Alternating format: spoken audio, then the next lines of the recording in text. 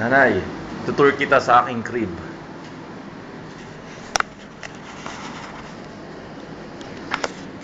This my TV. Kakabili ko lang nung sweldo.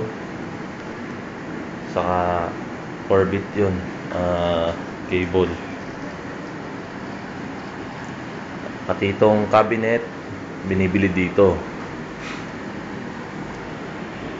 Aircon. Mas nauna pang na-deliver yan kaysa TV. Pero okay lang.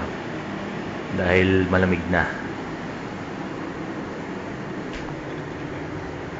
Yung box ng cellphone mo, binili ko lang kahapon. Na-charge ko na nga rin pala to ha, ng 10 hours. Huwag mo na i-charge. Tapos itong Crocs, pakibigay kay Rai Rai. Ay sabi galing sa daddy. Ayan, mga plastic para sa basurahan. Guwapo nun ah.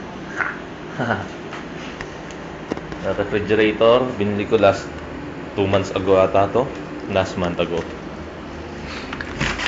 Ang laman, mga leftover foods, oyster sauce, pampalasa.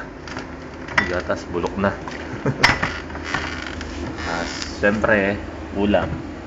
Ulam ko is sinigang na baboy pa rin. Kanin dahil pa ang panis. Sa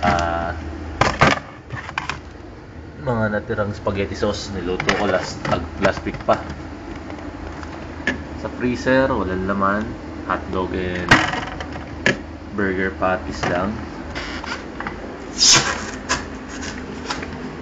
Supplement, pag nag-gym na ako, baka mamaya pagka sinipag,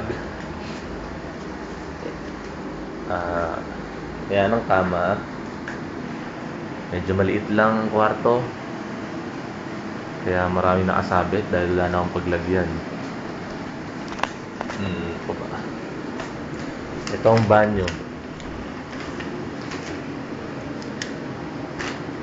Napakaliit lang din.